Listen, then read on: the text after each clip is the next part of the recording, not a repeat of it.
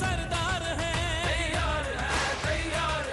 पुरजोश है, बेदार है, एक बार नहीं 100 बार है, तैयार है, तैयार है।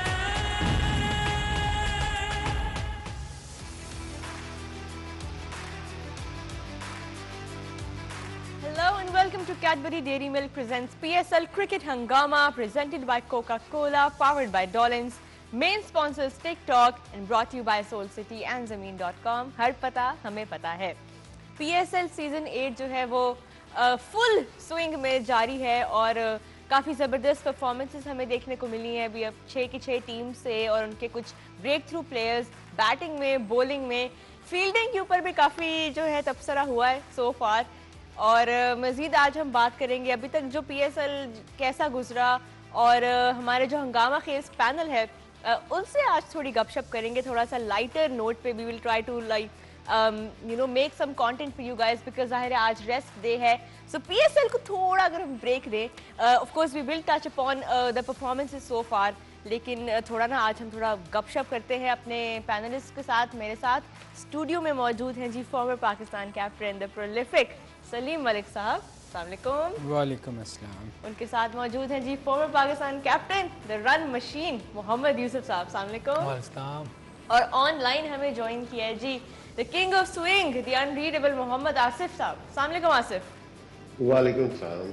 यूसुफ भाई पहले तो ये बताएं कि ये जो रन मशीन का निकनेम है ये आपको कहाँ से मिला और ये इसका सोर्स क्या है, स्टोरी क्या है? बिस्मिल्लाहिर्रहमानिर्रहीम। ये जब देखिए रिकॉर्ड तो मैं पहले भी हमेशा ये कहता हूँ कि रिकॉर्ड अल्लाह ही बनवाते हैं और बनते भी टूटने के लिए। तो जब ये सर विव रिचर्ड का रिकॉर्ड अल्लाह ने तोड़वाया था मेरे से, ये उस वक्त किसी ने नाम दिया है, अब पता नहीं किसने दिया है, मेरे जहन में नहीं, लेकिन फिर जब मैं एक चैनल पे बैठा हूँ तो उन्होंने मेरा ये नाम रखा था कि रन मशीन मोहम्मद यूसुफ। अच्छा और वो रिकॉर्ड अभी तक स्टिल है। 30 साल उनका रहा है और अभी मेरा सर विव का मेरा 30 साल बाद रिकॉर्ड टूटा है। 1976 में उन्होंने बनाया था, 19 इनिंग्स उन्होंने खेली थी, 19 ही मैंने खेली, और 11 मैच उन्होंने खेले, 11 ही मैंने खेले, और उनकी एवरेज 90 की थी, मेरी 99 की थी। इसका ये मतलब है मैं उससे अच्छा प्लेयर हूँ, मैं तो उसके करीब भी नहीं आ सकता। जिस लेवल का विव रिचर्ड प्लेयर थे वो एक लेवल हो।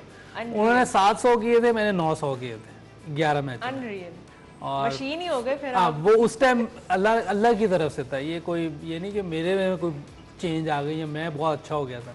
ये कुदरती तौर पे किसी का कोई अल्लाह की तरफ से निज़ाम चल जाए, वरना ये रिकॉर्ड जिसने बनाया सूट उसी को ही करता था सूट उसी को करता था। नहीं जिसने किया है उसको भी सूट करता था। ये तो रन मशीन बड़ा एक्यूरेट नाम है, लेकिन आपकी भी एक बड़ी मजे की स्टोरी है। वैसे आपका निकनेम है स्लिम, जो आप जब एसेक्स से खेलते थे तब आपको वहाँ पे उन्होंने दिया, और ये बड़ा अच्छा है इसका। आप पे अगर हम अभी भी जब आपकी क्लिप्स देखते हैं तो लोग अक्सर कमेंट यही कर रहे होते हैं आपके, ख़ास तौर पे जो उस पार्ट ऑफ द वर्ल्ड में आपके फैंस हैं। तो आप अपने उस टाइम के बारे में थोड़ा हमें बताएं, when you used to play over there, और किस तरह आपकी बॉन्डिंग हुई विद द अदर प्लेयर्स। देखिए एसेक्स में ना बहुत कम एशियन प्लेयर खेले हैं। मेरे से पहले ना कोई था ही नहीं, आज तक नहीं खेला था वो। शायद कुछ अच्छी इनिंग्स हुई, नेहरू कप में खेले हम, फिर इंग्लैंड के खिलाफ मेरा थोड़ा बेहतर रिकॉर्ड है बाकियों की निस्बत।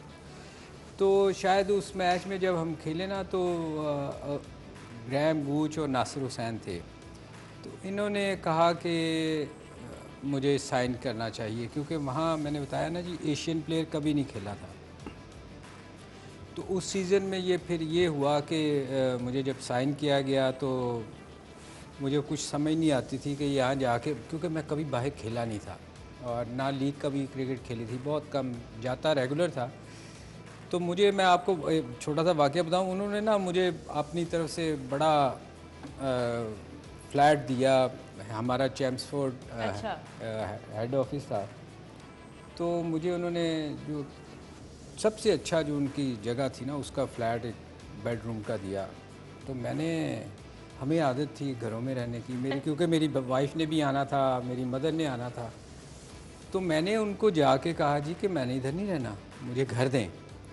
अच्छा, उनके जहन में ये था, जो मैं आपको बता रहा हूँ कि उनके उनके जहनों में अभी तक ये था कि हम झोंपड़ियों में रहते हैं और हमारे यहाँ शायद कुछ होता नहीं है। तो उसने कहा तुम्हें घर क्यों चाहिए, तुम ये एक बंदे, मैंने कहा नहीं मेरी फैमिली ने आना है।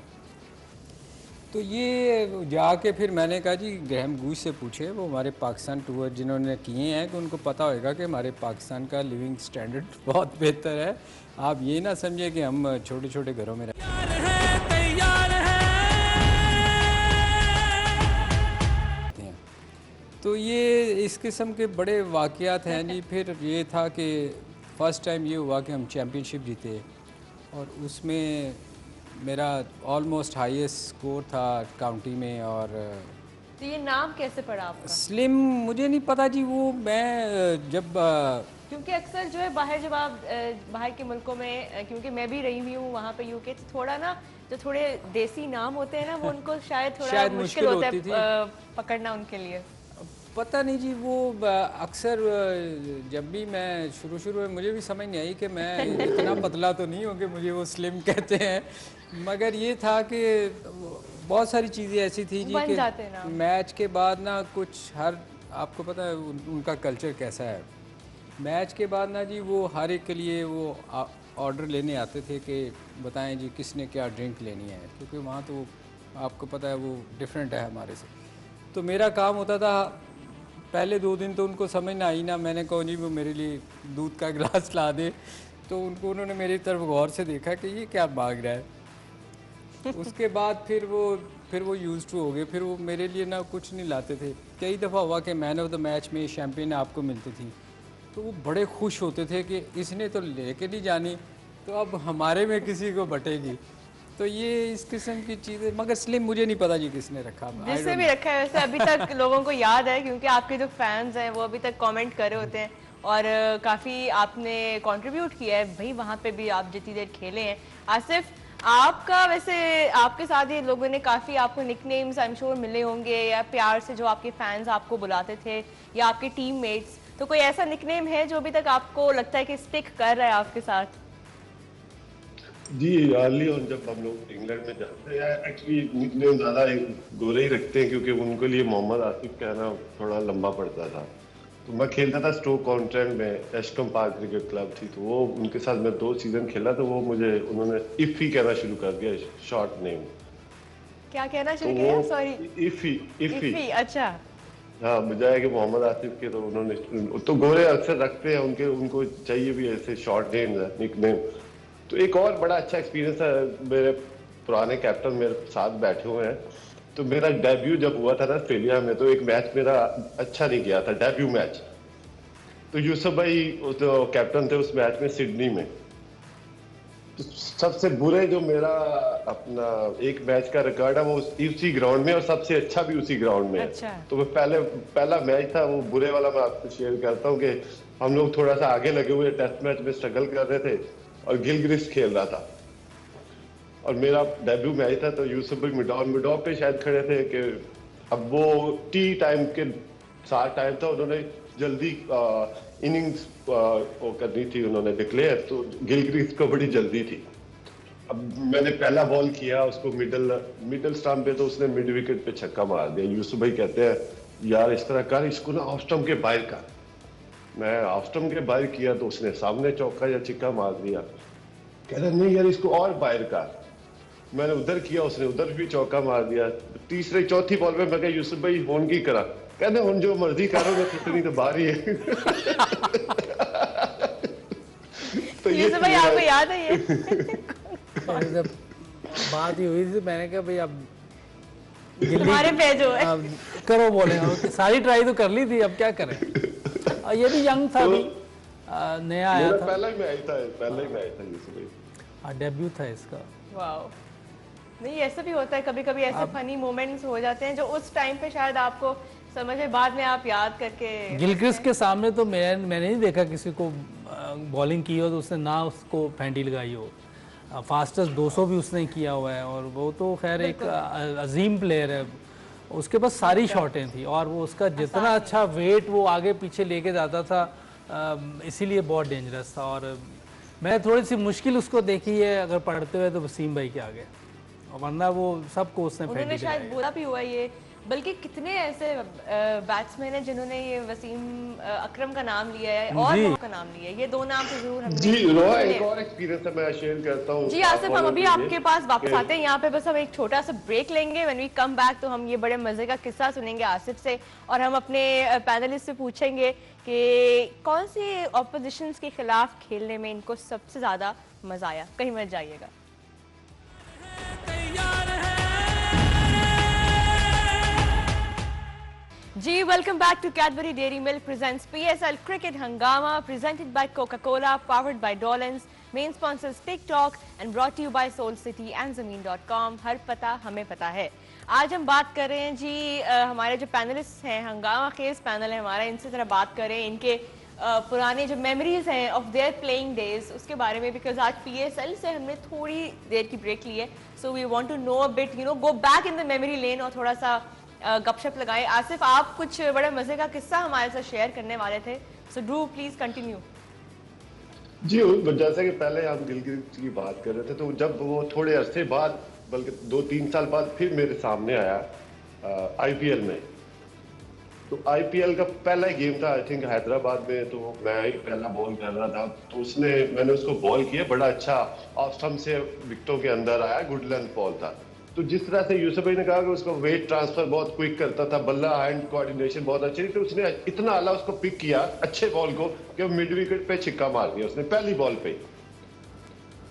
अब मैं वापस जाके थोड़ा सा, फास्ट बॉलर के पास इतना मार्जिन नहीं होता सोचने का, तो जो जितना भी मार्जिन था मैंने वापसी पे सोचा कि अगर इसको मैंने बाहर खिलाया तो इसने कट मार देनी है, अगर मैंने इसको बाउंसर मारा तो इसने पुल मार देनी है। तो मैंने सोचा कि बॉल मेरा अच्छा था, इसने पिक अच्छा किया, और मैंने दोबारा वही बॉल सेम रिपीट किया, वो बोल्ड हो गया कि वो एक्सेप्ट नहीं, उसके उम्मीद नहीं कर पा रहा था कि गेंद वही दोबारा रिपीट हो जाएगा।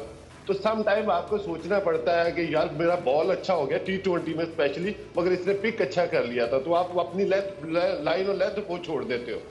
तो यंगस्टर के लिए है कि वो आप थोड़ा सोचा करो कि अच्छे बॉल पर भी हिट लग जाती है, और उस बॉल को दोबारा रिपीट जरूर किया करें।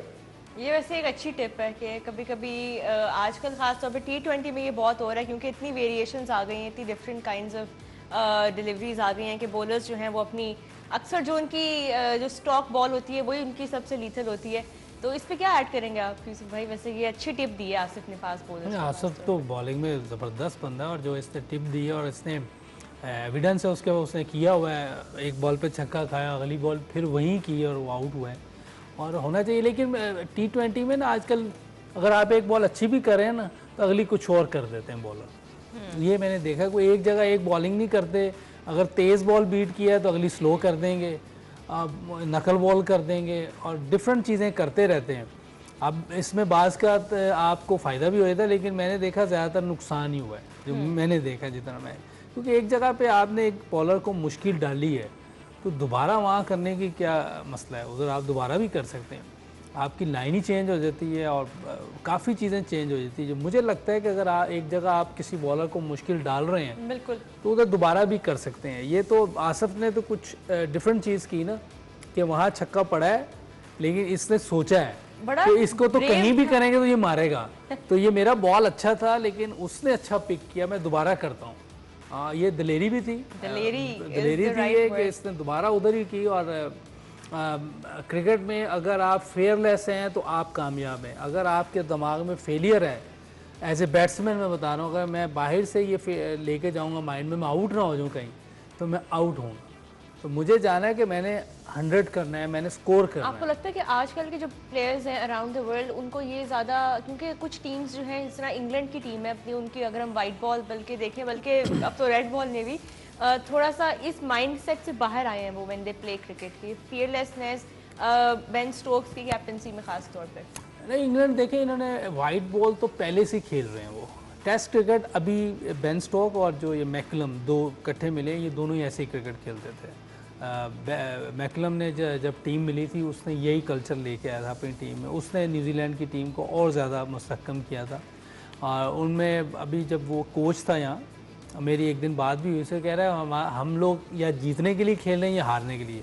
ये दरमियान वाला हमने निकाल दिया है। अच्छा, कुछ लोग तो ये कहते हैं कि लाहौर कलंदर्स में खेलने के बाद में कलम नहीं, ये सारी चीजें सीखी नहीं, नहीं, ये तो पहले का जब वो खुद कप्तान था। नहीं, ऐसे ही मजाक में लोग इतनी फनी वो बातें तो करते हैं, जाहिर है जब मैचेस चल रहे होते हैं तो ये मीम्स जो बनती है ना, ये बहुत एंजॉयबल होती है। खैर, हम अभी ब्रेक से पहले ये बात कर रहे थे कि आप लोग इतने ऑल ओवर द वर्ल्ड आपने टूर किया और आपने डिफरेंट कंट्रीज में अलग अलग कंडीशंस में अलग अलग ऑपोजिशंस के खिलाफ खेला है। सबसे ज़्यादा किस कंट्री में खेलने का जो एक्सपीरियंस है वो आपने एंजॉय किया और अभी तक आप याद करते हैं? देखिए, वैसे तो सारी जगह ही हैं अच्छी, कोई भी बुरी नहीं है, मगर इंडिया और इंग्लैंड में खेलने का ज़्यादा मज़ा आता था। इंग्लैंड में पता नहीं क्या था कि वहाँ ना आपको बॉल बड़ा क्लियर नज़र आता है, हालांकि स्विंग भी होता है, सीम भी होता है, मगर वहाँ ना आप बाकी कंट्रीज़ में चले जाए ना तो समहाउ कुछ है, या हो सकता है, मुझे लगता था वहाँ आपको बॉल बड़ा क्लियर नज़र आता था। इसलिए मैं इंग्लैंड में खेलते हुए मैं बहुत इंजॉय करता था कि मुझे बॉल बड़ा अच्छा नज़र आता। और इंडिया के ख़िलाफ़ वैसे ही आपकी इतनी लगती थी कि आप उनके ख़िलाफ़ अच्छा करते थे तो एक तो आपका नाम बड़ा होता है जब आप इंडिया के ख़िलाफ़ खेलते हैं। तो ये दो टीमों के ख़िलाफ़ खेलने में बड़ा मज़ा आता था। मैं एक छोटा सा, मुझे एक वाक़या है, अगर आप इजाज़त दें तो मैं सुनाऊँ। प्लीज़। हम ना जी श्रीलंका में हम मैच खेल रहे थे, टेस्ट मैच हो रहा था हमारा, तो मैं और इजाज़ बैटिंग कर रहे थे। इजाज़ पता नहीं कोई 80 पे कुछ पे था और मैं शायद 50-50 पे था, तो हम ना रन आउट हो गए। अच्छा, ये ज़िंदगी में मैंने फ़र्स्ट टाइम ऐसा देखा है, ये सुनिएगा आपको हंसी आएगी कि रन आउट हुए, हम दोनों एक एंड पे थे। अब अंपायर को समझ नहीं आई कि आउट कौन है, क्योंकि मैं भी वापस आ गया था, इजाज़ भी एक। अब इजाज़ को उन्होंने आउट दे दिया। ये सुनने वाला है यूसुफ, इजाज़ को आउट दिया ना। अब इजाज़ 80 पे था, उसका 100 होने वाला था। अब वो बाहर जा रहा है और बाहर जाते हुए ना वो जो गालियाँ बंदा निकालता है उसको गुस्से में उन्होंने रन कंप्लीट कर लिया था अपने। हाँ, नहीं, एक्चुअली मैं वापस चला गया ना, तो मैं वो लगा अंपायर को कि मैं अंदर चला गया और वो बाद, हालांकि वो आउट नहीं था, उसने बैट पहले रख दिया था, आउट उसको दे दिया। अच्छा, मुझे भी नहीं पता था। थे वैसे। हाँ, मुझे भी नहीं पता था क्या हुआ ना, वो तो अंपायर ने आउट दिया कि ये आउट है, वो बाहर चला गया। अब जब बाहर, ये पहली दफ़ा मैंने देखा कि कोई बंदा ग्राउंड से बाहर चला जाए, पैड उतार ले, अभी तक रफड़ पड़ा हुआ था कि मैं आउट नहीं, वो देख रहे थे। ये कभी सुना है कि बाहर बंदे ने पैड उतार दी हो और वो वापस आ जाए ग्राउंड में? ये फर्स्ट टाइम हुआ कि वो उन्होंने क्या किया कि देखा जब रीप्ले में तो आउट मैं हूँ। अब वो इजाज़ पैड करके वापस आ रहा है, वो खुशी खुशी अंदर जा रहा है और मैं गाड़ी निकालता हूँ बाहर जा रहा हूँ कि ये कैसे हो सकता है कि एक बंदा बाहर चला गया। और वो तो ये फर्स्ट टाइम मैंने ऐसा देखा था कि देखिए कितना डिफरेंट टाइम था डीआरएस से पहले, जब आपके पास ये मौका ही, आपके पास वो ऑप्शन ही नहीं थी कि आप उसको नहीं, मगर ये देखें, ये ज़िंदगी में मेरे ख्याल पहला ऐसा वाक़या हुआ होगा कि एक बंदे ने पैड उतार दिए हैं, वो ड्रेसिंग रूम में बैठ के गुस्से में, उससे बात भी कोई नहीं कर रहा, और वो अंदर आ रहा है और मैं बाहर जा रहा हूँ। वाह, तो ये ऐसे वाक़यात बहुत हो जाते हैं। बिल्कुल, ये बिल्कुल बड़ी मज़े की आपने स्टोरी बताई है। यूसुफ भाई, आपसे मैं सुनना चाहूँगी, आपको किस कंट्री के खिलाफ खेलते हुए आपने सबसे ज़्यादा एंजॉय किया? वैसे मुझे भी इंग्लैंड में और इंडिया में, अपनी तो होम ग्राउंड तो है ही है, ये पाकिस्तान से बाहर जो है सबसे ज़्यादा, क्योंकि मैं वाहिद प्लेयर हूँ एशियन जिसने एक सीरीज़ में इंग्लैंड में सबसे ज़्यादा रन्स किए, एशियन जो है, और वो भी 4 मैच सीरीज़ में, कोई 5-5 भी खेले हुए लोग। तो मुझे इंग्लैंड में रिकॉर्ड भी बहुत अच्छा है देखा जाए तो। और वैसे भी जो क्रिकेट का मज़ा वहाँ इंग्लैंड में शायद ही दुनिया में कहीं। वैसे क्रिकेट के अलावा, क्योंकि वहाँ पे आप जाते थे, घूमते थे, तो किस तरह कल्चर कैसा आपने वहाँ पे? बहुत ज़बरदस्त जगह है क्रिकेट के लिए। एक तो बड़ी कोई खास शहर जहाँ पे आपको बड़ा मुझे ज़्यादा मज़ा मैनचेस्टर साइड पे आता है, नॉर्थ साइड पे। वहाँ पे तो बहुत पाकिस्तानी भी बहुत है और वेदर भी मज़े का है। और लंदन में एक तो रश बहुत है और वेदर भी एक ऐसे लगता है जैसे आप लाहौर से निकल के फिर लाहौर चले गए हैं, कुछ इस तरह का ही है। ड्राइव बड़ा मुश्किल है, आप ट्यूब में ही सफ़र कर सकते हैं। अगर आप गाड़ी में बैठ गए तो 1-2 घंटे तो कहीं भी नहीं गए कहीं पहुंचने के लिए। हर जगह ट्रैफिक लाइट, हर 2 मिनट बारिश इतनी ज़्यादा। बारिश तो नॉर्थ साइड पे होती है, लेकिन ये है कि जो क्रिकेट का मज़ा है इंग्लैंड में और लॉर्ड्स, स्पेशली लॉर्ड्स में, और लॉर्ड्स में अल्लाह ने 200 भी करवाया हुआ है तो उसमें तो और ज़्यादा मज़ा है। तो मेरा बड़ी स्कोर, खूबसूरत ग्राउंड्स कितनी प्यारी बनाई हुई है हाँ, उन्होंने, जब आप stadiums अंदर पूरे। ग्राउंड के अंदर जाते हैं एक अलग ही एटमॉस्फेयर है, कोई अलग ही मज़ा आता है वो। हालांकि आप ऑस्ट्रेलिया में चले, उनकी ग्राउंड भी बहुत अच्छी हैं, लेकिन जो क्रिकेट का मज़ा अभी तक देखें ना, विकेट्स के हिसाब से भी अगर देखें, अभी भी थोड़ी बहुत जो मुश्किल है वो इंग्लैंड में है। बाकी दुनिया में क्रिकेट में वो टेस्ट क्रिकेट वाली जो मुश्किल होती थी वो इतनी नहीं रही, लेकिन इंग्लैंड में अभी भी बॉल सीम हो जाता है, स्विंग हो जाता है। अगर आप लास्ट वर्ल्ड कप देखें 2019 में, अचानक बॉल स्विंग होना शुरू होता था। तो ये उधर इंग्लैंड में खूबसूरती, आप सेट खेल रहे हो तो तब भी सेट नहीं है आप सेट खेलते हुए भी सेट नहीं, किसी टाइम भी बॉल मूव हो सकता है, कुछ भी हो सकता है, सीम हो सकता है। तो टफ जगह है खेलने के लिए। अच्छा, वहाँ के लोगों को बड़ा प्यार है क्रिकेट से, हाँ, तो ये स्टेडियम से फुल बड़ा होते फर्क हैं, पड़ता है। स्टेडियम लोग फुल आते होते हैं, हैं आप देखने। देखें, आते हैं लोग, शौक से क्रिकेट देखते हैं और बड़ा इंजॉय करते हैं और दोनों टीमों को अप्रिशिएट करते हैं। ये बड़ी अच्छी चीज़ है। बिल्कुल। असल में उस वहाँ ना इंग्लैंड में एक चीज़ और है, आप कह रहे हैं ना कि लोग आते हैं शौक से देखने के लिए, उसकी रीज़न है क्योंकि जो बूढ़े लोग हो जाते हैं ना जी, वो मेंबरशिप उनकी होती है हर ग्राउंड्स के साथ और उनको करने को कुछ होता नहीं, तो वो उनके लिए एक तो टिकट सस्ती होती है और एक मेंबर होते हैं। तो वो आप देखें काउंटी मैचेस में भी, यूसुफ भी खेले हैं, मैं भी, काउंटी मैचेस में भी आपकी ग्राउंड फुल होती थी। उसकी रीज़न ये थी कि वो आप अपनी टीम को सपोर्ट करने आते थे और हर काउंटी मैच में आपको ग्राउंड फुल नज़र आती थी, जितनी भी उनकी बड़ी। तो ये वहाँ का एक कल्चर है कि वो बड़ा आके टीमों ये को बहुत फर्क पड़ता है इससे, आप किस तरह हर सेगमेंट ऑफ द पॉपुलेशन को आप कैसे इंक्लूड करते हो, not only the young people of course but. और ये जब आप टीवी पे हम जब देखते थे मैचेस, तो अभी भी हम ये देखते हैं कि वहाँ पे हर तरह का क्राउड जो है वो मैच देखने के लिए आया हुआ है। और जब मैं वहाँ पे खुद भी गई हूँ मैचेस देखने, तो ये चीज़ ऑब्जर्व की है कि बच्चे, बूढ़े, फैमिलीज़ सारी साथ आती थी, ख़वातीन आती थी और बड़ा अच्छा एक सेफ एनवायरनमेंट था for everyone to enjoy the match. यहाँ पे एक ब्रेक लेते हैं। When we come back from the break सिर्फ से पूछेंगे कि किस कंट्री में सबसे ज़्यादा उन्होंने एंजॉय किया क्रिकेट खेलना। कहीं मत जाइएगा। तैयार है, तैयार है।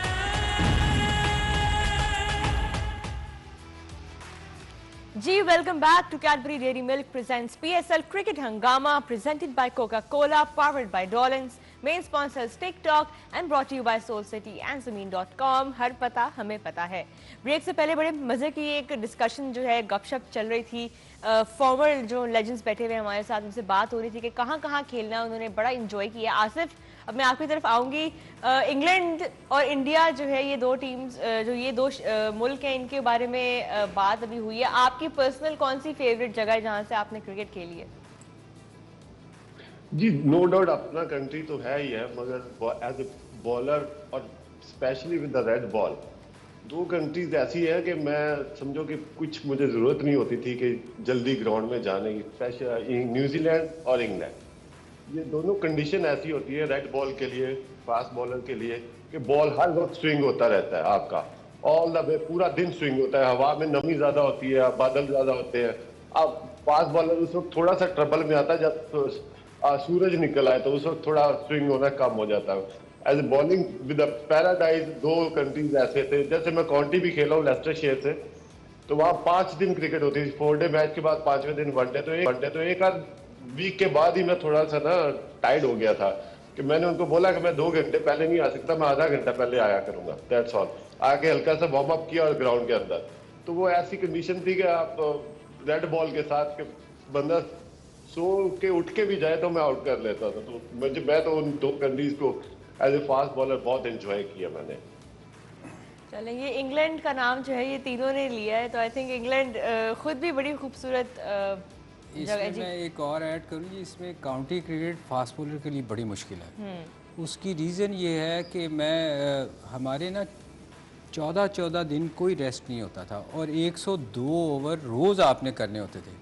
और जैसे आसिफ बता रहे हैं ना कि आपको 1 घंटा 1.5 घंटे की ट्रैवलिंग करनी पड़ती थी और सुबह 9:30 बजे जाके ट्रेनिंग करनी, उसके बाद फिर मैच होना और 102 ओवर आपने ग्राउंड में रहना है, चाहे बैटिंग है या फील्डिंग है। तो ये बड़ा, जैसे वकार और वसीम उन्होंने ना बड़ा प्लान के साथ काउंटी खेली थी।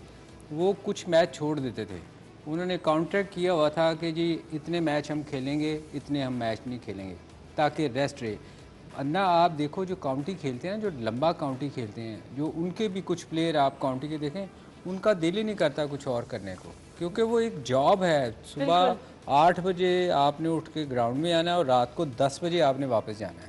वाओ, तो ये बड़ा बहुत टफ है और बड़ा डिफिकल्ट होता है टू कीप योरसेल्फ। सलीम भाई इसीलिए सलीम भाई मैंने उनको बोल दिया था कि मैं 8 बजे नहीं, मैं 10:30 बजे ग्राउंड में आता। तो 11 बजे अगर स्टार्ट होता था 4 डे तो मैं 10:30 बजे पहुंचता था। नहीं, ये फास्ट बॉलर के तो लिए आप ऑन टाइम हुए ना फिर।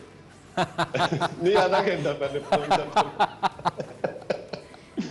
अच्छा, वैसे इंडिया का भी आप दोनों ने नाम लिया और इंडिया में भी पाकिस्तान क्रिकेट के बड़े फैंस हैं, बहुत फॉलो करते हैं। तो कोई ऐसी स्टोरी या मेमोरेबल आपको याद आता है फैंस के साथ जो इंटरेक्शन आपकी हुई हो ग्राउंड्स में या वैसे ही? वैसे इंडिया में ना जी बहुत सारी हैं चीज़ें ऐसी। मुझे याद है कि इंडिया जब हम क्वार्टर फाइनल आ रहे थे ना, जब सईद और आमिर ने बहुत अच्छा स्टार्ट दिया था, तो उस वक़्त उन्होंने क्या किया था कि वहाँ के बाल ठाकरे हुआ करते थे जी, जो अक्सर पाकिस्तान प्लेयर्स के ऊपर बड़ी तनकीद करते थे कि ये आएंगे। आपको याद है बहुत देर पाकिस्तान बॉम्बे में नहीं खेला जब हालात अच्छे थे, क्योंकि वो बॉम्बे से थे। वो कहते थे जी यहाँ जो आएगा हम टीम को नहीं खेलने देंगे। तो वो क्वार्टर फाइनल था जी, तो उन्होंने क्या किया कि हमें अंडर प्रेशर करने के लिए जब आप ग्राउंड से निकले तो मैंने इतनी गाड़ियाँ ज़िंदगी में कभी नहीं देखी थी किसी के साथ, टीम के साथ जाते हुए ना। कोई 100 के हिसाब से गाड़ियाँ थी, गाड़ियाँ नहीं ख़त्म हो रही थी। और हमें डराने के लिए उन्होंने क्या किया हुआ था कि पता नहीं क्या हो जाएगा। हमारी कोच जा रही थी, एक साइड पे एक कोच थी, दूसरी साइड पे दो दूसरी, और हमें कह रहे थे नीचे रहना। मतलब मेंटली उन्होंने इतना आपको टॉर्चर किया हुआ था कि आप ग्राउंड तक जाते जाते सोचें कि पता नहीं अंदर जाके क्या होना है। उसके बावजूद आई थिंक आमिर ने और सईद ने इतनी ग्रेट इनिंग खेली थी जो हम फ़ायदा ना उठा सके। खैर वो दूसरी एक स्टोरी है, पर ये इंडिया में इस तरह की हरकतें भी होती रही हैं। यूसुफ भाई, आपके भी बहुत मेमोरेबल टाइम गुजरा होगा। जाहिर है वहाँ पे भी फैंस की इंगेजमेंट, जिस तरह हम इंग्लैंड की अभी बात कर रहे थे कि कितने लोग वहाँ पे मोहब्बत करते हैं क्रिकेट के साथ, इंडिया में तो एक और ही लेवल पे, जिस तरह यहाँ पे पाकिस्तान में होता है वैसे ही वहाँ पे भी लोगों को मोहब्बत है, जुनून है क्रिकेट का। तो कोई शक नहीं कि इंडिया में भी जो क्रिकेट को लोग पसंद करते हैं और बहुत सारे पसंद करते हैं, और जितना बड़ा मुल्क है, कितनी ज़्यादा आबादी है, मेरा ख्याल है कि सारा मुल्क ही क्रिकेट को पसंद करता है और पाकिस्तान क्रिकेटर्स को बहुत पसंद करते हैं वो लोग। जैसे पाकिस्तान में इंडिया बहुत अरसे बाद आई थी 2004 में, तो यहाँ लोगों ने उनके, मेरा ख्याल है कई जगह पे खानों के पैसे भी नहीं लेते थे, वो खुद बताते हैं या अपने इंटरव्यूज़ में वो बताते थे। इसी तरह जब हम वहाँ जाते थे वो भी ऐसे ही करते थे। शॉपिंग फ्री हो जाती थी बहुत जगहों पे, शायद इधर भी होती हो, उधर तो बहुत शॉपिंग वो फ्री होती थी। और मोहब्बत करते हैं क्रिकेटर्स को, ऐसी बात नहीं है। और प्लेयर्स के भी आपस में बाद में बहुत बेहतरी होती रही। कौन सा टीम में ऐसा प्लेयर, जब आप खेलते थे, कौन सा टीम में ऐसा प्लेयर था जिनके सबसे ज़्यादा फैंस, ख़ास तौर पे जो फीमेल फैंस थी, सबसे ज़्यादा उनको मिलने आती थी? अफरीदी और शुएब, नो डाउट। हाँ, अफरीदी और शुएब दोनों स्टार थे, इसमें कोई शक नहीं। दोनों स्टार, दुनिया में उनके जो है दोनों फुल स्टार थे। वो तो एक वाकया तो मैंने पहले ही बता दिया था आपको, बड़ा अच्छा वाकया था वो। और ये शुएब के तो बहुत वाकयात हैं। शुएब तो खैर एक सुपरस्टार, दोनों का एक वो करिश्मा था। स्टार जिसे कहते बिल्कुल, हैं, इसमें कोई शक नहीं। उन दोनों की बहुत ज़्यादा फैन फॉलोइंग थी, अभी तक है नो डाउट, और आपकी भी। और मतलब हम अभी वही बात कर रहे हैं कि दुनिया में जहाँ जहाँ से आप क्रिकेट खेले हुए हैं, कोई ना कोई कनेक्शन आपका ज़रूर है उन मुल्कों के साथ, वहाँ के फैंस के साथ। जैसे हम अभी निकनेम की बात कर रहे थे, आसिफ आपकी क्या मेमोरीज हैं इंडिया के अगेंस्ट जब आप खेले हैं? तो आई एम श्योर के ग्राउंड में जो बैटल्स होती थी between players, of the field किस तरह की इंटरेक्शन आपकी होती थी विद द प्लेयर्स, और कोई मेमोरेबल अगर आप शेयर करें, because we'd love to hear it. मेरा तो एक्चुअली कैरियर ही इंडियन टीम्स के साथ हुआ। जो कराची टेस्ट था बड़ा मेमोरेबल, मेरी ज़िंदगी में भूल नहीं सकता। वो हारा हुआ मैच था अगेंस्ट इंडिया कि हम लोग जीते थे। और इंडिया में जैसे हम IPL खेले हैं और भी काफ़ी सारे टूर किए। MRF अकेडमी में 1-2 दफ़ा गया हूँ चेन्नई साइड पे, तो बहुत क्रिकेट के चाहने वाले हैं, उनकी आप आईपीएल के मैचेस देखें जो जून जुलाई में दिन के 2 बजे हाल फुल होता है, इतनी गर्मी 45-50 डिग्री में, तो वो क्रेजी लोग हैं, क्रिकेट के दीवाने हैं। और हमेशा से पाकिस्तान इंडिया का मैच है जो आप देखिए आईसीसी भी ज्यादा से ज्यादा मैचेस करवाता है इवेंट में, कि रेवेन्यू बहुत जनरेट होता है, आपका क्राउड फुल होता है। अभी जो यूएसए और वेस्ट इंडीज के दरमियान बहुत लड़ाई पड़ी, जो अगले वर्ल्ड कप है, यूएसए कह रहा है कि इंडिया पाकिस्तान का मैच हमारे पास हो, वेस्ट इंडीज क्रिकेट बोर्ड चाह रहा है कि इंडिया और पाकिस्तान का मैच उधर उनकी साइड पे हो, क्योंकि ये जो अगला वर्ल्ड कप होने वाला वो यूएसए और वेस्ट इंडीज कैरिबियन साइड दोनों में कंटिन्यू होगा। तो अभी भी देखे एक मैच के लिए यहाँ पे लड़ाई पड़ी हुई है, 2 बोर्डों के दरमियान की, इंडिया पाकिस्तान का मैच यहाँ पे हो। ऑब्वियसली इतना रेवेन्यू जनरेट होना और व्यूअरशिप इतनी होती है इंडिया पाकिस्तान के मैच में, और लुक लाइक जंग हो रही है। बिल्कुल, ये थोड़ा सा ज़रूर है, लेकिन ये है कि हमने अभी बहुत इंटरेस्टिंग बातें सुनी है, गपशप की है अपने फॉर्मर प्लेयर्स के साथ, और अभी भी हम देखें तो इंडिया के साथ जब भी पाकिस्तान के मैचेस होते हैं तो वही बात जो आसिफ कर रहे थे, क्राउड इतना, दुनिया में कहीं पे भी मैच हो रहा हो, किसी भी वेन्यू पे हो, neutral venue, does not matter. ये जो अभी मैच हुआ है पाकिस्तान और ऑस्ट्रेलिया इंडिया का मेलबर्न में, कभी भी कि बाहर की टीमों का इतना बड़ा जो लोग मैच देखने वाले कभी नहीं आए किसी स्टेडियम में। 93,000 वो रिकॉर्ड था, और बहुत से लोग तो मेरा ख्याल आ ही नहीं सके अंदर, इतने लोग, और पता नहीं कहाँ कहाँ से लोग आए हुए थे, अमेरिका से, यूरोप से, और होटल्स में हमारे से लोग मिलते थे जो पता चल रहा कोई कहीं से आया, कोई कहीं से आया, और फुल था स्टेडियम। और जब वो फाइनल में नहीं पहुँचे तो फिर भी लोग काफ़ी थे, लेकिन इंडियंस कम से कम 30-35 हज़ार जो इंडियंस जिन्होंने टिकट्स लिए हुए थे, उन्होंने अपनी टिकट्स या तो बेच दी होंगी या कोई वैसे ही नहीं। बड़े मजे की इसकी भी स्टोरीज होंगी, आई एम श्योर। यहाँ पे जो है प्रोग्राम का वक्त खत्म होता है, हम इस पर डिस्कशन करेंगे अपने 11 बजे वाले शो में, थोड़ी और गपशप लगाएंगे with our panelist. So we will see you at 11, तब तक के लिए अल्लाह हाफिज।